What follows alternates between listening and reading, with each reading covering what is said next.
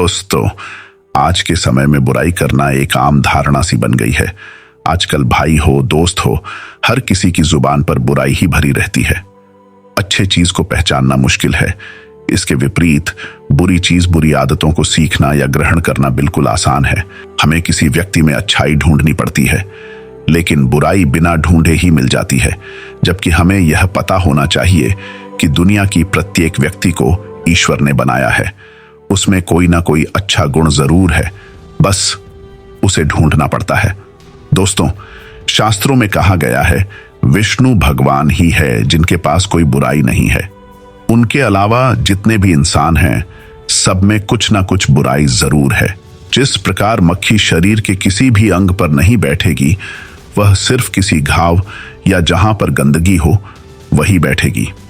ठीक उसी प्रकार बुरे लोग किसी भी मनुष्य की सभी अच्छाई छोड़कर सिर्फ बुरी चीजों को देखते हैं। किसी की बुराई करना शास्त्रों में पाप कहा गया है। इससे आप पाप में भागीदार बनते हैं। कभी कभी बुराई या गलत काम करने वाले से भी ज्यादा बुरा व्यक्ति की बुराई करने वाला बन जाता है। सभी दोष बुराई करने वाले पर आ जाते हैं। जिस व्यक्ति ने गलत काम किया वह बच जाता है। इसलिए किसी की बुराई करते हैं तो काफी सोच समझ कर करें। मैं आपको एक कहानी बता रहा हूं। इसमें आप समझ जाएंगे कि बुराई करने वाला बड़ा दोषी होता है। एक बार की बात है, एक प्रतापी राजा था। उन्हें ब्राह्मणों को भोजन कराने में बहुत आनंद आता था। वह प्रत्येक दिन 100 ब्राह्मणों को भोजन कराने के बाद ही भोजन करता था। एक बार की बात है, राजा 100 ब्राह्मणों के भोजन की व्यवस्था कर रहा था। भोजन बन के तैयार था। आकाश से एक चील एक सांप को पकड़ के उड़ रही थी। सांप जान बचाने के लिए तड़प रहा था। तभी उसके मुंह से जहर निकला। जहर ऊपर से गिरा और सीधे राजा द्वारा बनाए गए भोजन में गिर गया। किसी ने भी नहीं देखा कि भोजन में जहर गिर गया है। भोजन करने के उपरांत सभी 100 ब्राह्मणों की मृत्यु हो गई। यमराज के दरबार में चित्रगुप्त जब हिसाब किताब लगा रहे थे तो बार बार सोच रहे थे कि मृत्यु का दोष किसके ऊपर डाला जाए।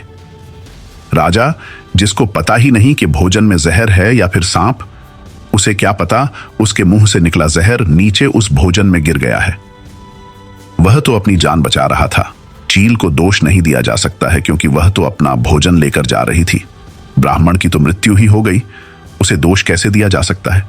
चित्रगुप्त को यह समझ नहीं आ रहा था इन सब ब्राह्मणों की हत्या का दोष किस पर डाला जाए। 2 दिन बाद राजा अपने राज्य का भ्रमण करने के लिए निकला। तभी एक महिला ने बोल दिया कि वह देखो, इस राजा ने 100 ब्राह्मणों की हत्या कर दी। चित्रगुप्त के पास यह सूचना गई और उसने महिला के ऊपर 100 ब्राह्मणों की हत्या का पाप डाल दिया। चित्रगुप्त के अनुसार हत्या की दोषी वह महिला है क्योंकि उसने निर्दोष राजा की बुराई की है। इस प्रकार आप समझ गए होंगे कि बुराई करने वाला ही सबसे बड़ा दोषी बन जाता है।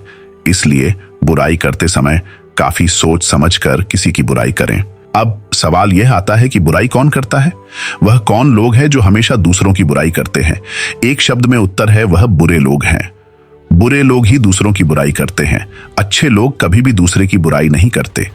अब यह सवाल आता है, आपकी बुराई कौन करता है? आपकी बुराई 3 प्रकार के लोग करते हैं। पहले वह लोग हैं जिनसे आपकी सफलता देखी नहीं जा रही है। दूसरे वह लोग जो आपकी तरह काम करना चाहते हैं लेकिन कर नहीं पा रहे हैं।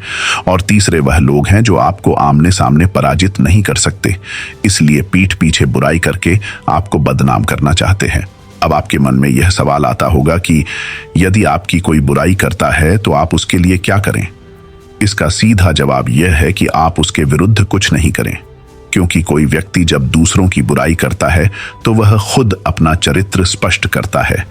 सबकी नजर में वह गिर जाता है। आपका वह कुछ भी नहीं कर सकता। आप अपना काम करते रहे। ना ही आपको स्पष्टीकरण देना है और ना ही आपको उससे बहस करके अपना समय बर्बाद करना है। एक कहावत है, जो कुछ काम करेगा उसी से कुछ गलती भी हो सकती है। जो कुछ करेगा ही नहीं निठल्ला बैठा रहेगा, उससे कुछ गलती कैसे हो सकती है। इसलिए अच्छे काम करने वालों को प्रोत्साहन करें, उसकी बुराई ना करें। अगर आप उसके अच्छे दोस्त हैं तो एकांत में जाकर उसे सच्ची सलाह दें।